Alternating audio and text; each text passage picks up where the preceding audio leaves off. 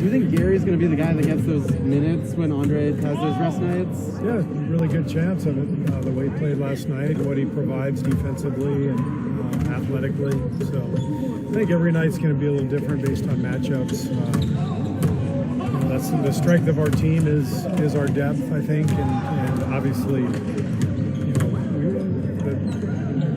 everything revolves around Steph and Draymond, but the depth and versatility of our roster allows us to play a lot of different people on different nights, given matchups and all that stuff.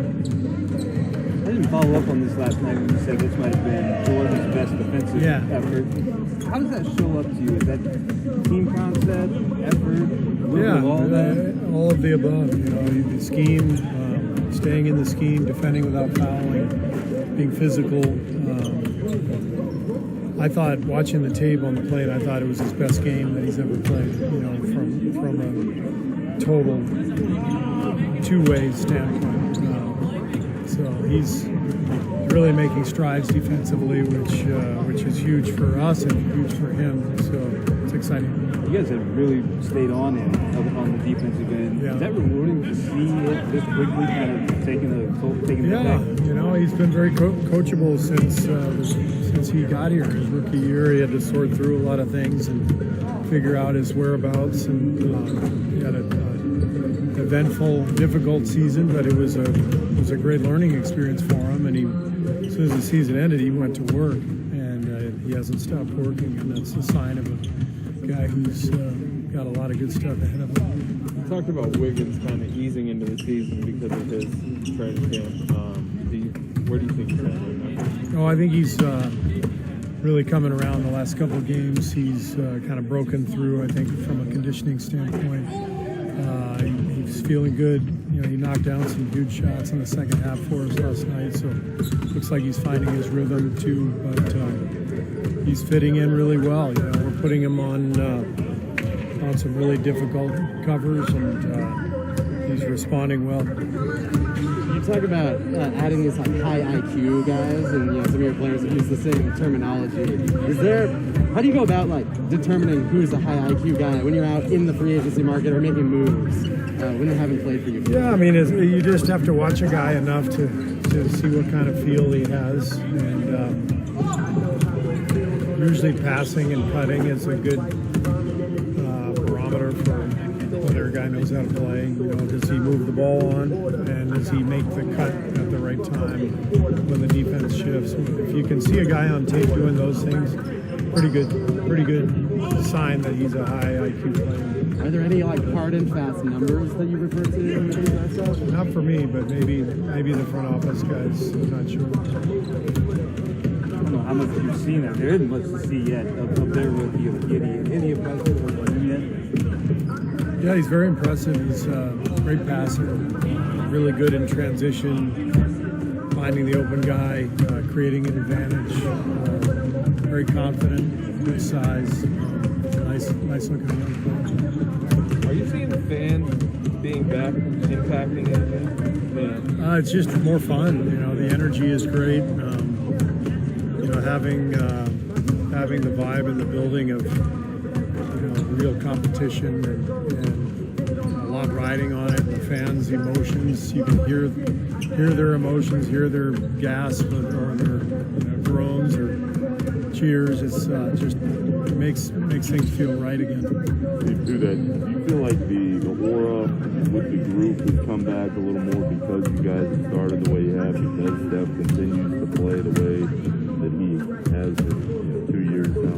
What was the first part? The aura of... The aura. Yeah, that you guys are this juggernaut almost again with the way in which you're playing. Yeah, I think it's way too early for that. I think people respect us. I think last year, I thought the last part of last season was important in terms of regaining our stature in the league, and finishing the way we did was important, not only for our momentum, but just for reminding people that we're still here.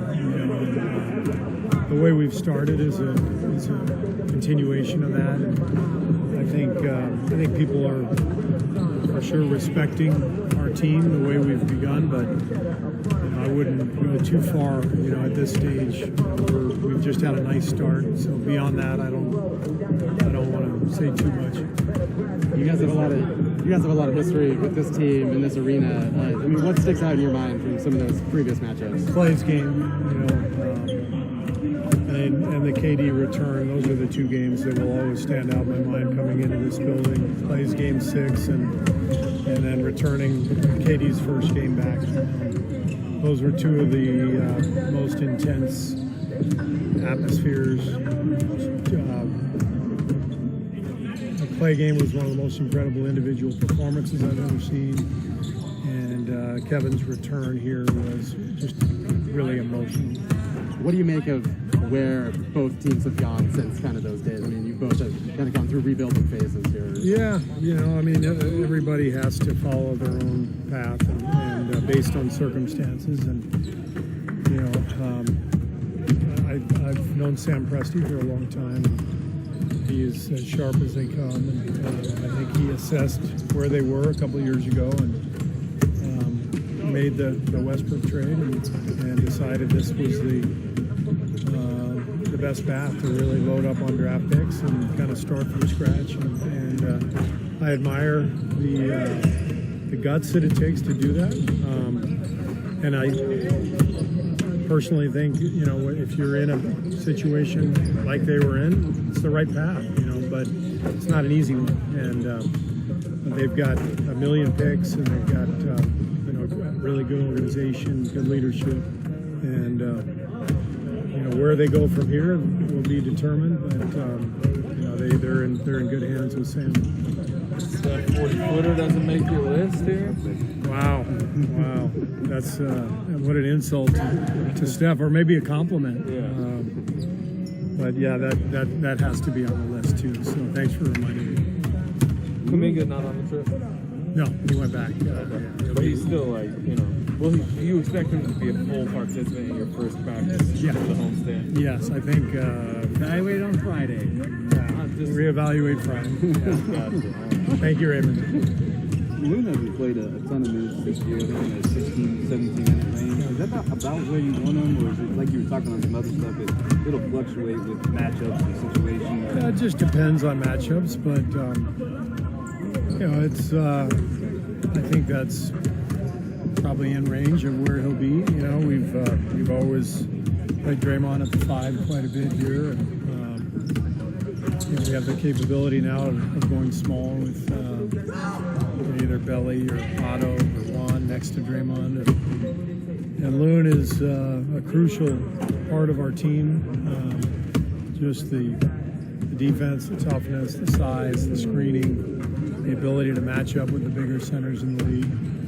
And then he's the ultimate pro. So when you do take him out and go small, and he doesn't get as many minutes, he's not going to say a word. He's going to show up and work the next day. And like I said, just the ultimate pro. So a pleasure to coach them. Does it ever surprise you when you look and see that he's still only 25? Yeah, it does feel like you've been an ultimate pro for a long time. Yeah, these guys start so young these days. It is crazy. Wiggs too. I think Wiggs is 25. Is that right? Yeah. So it seems like both guys have been in the league forever.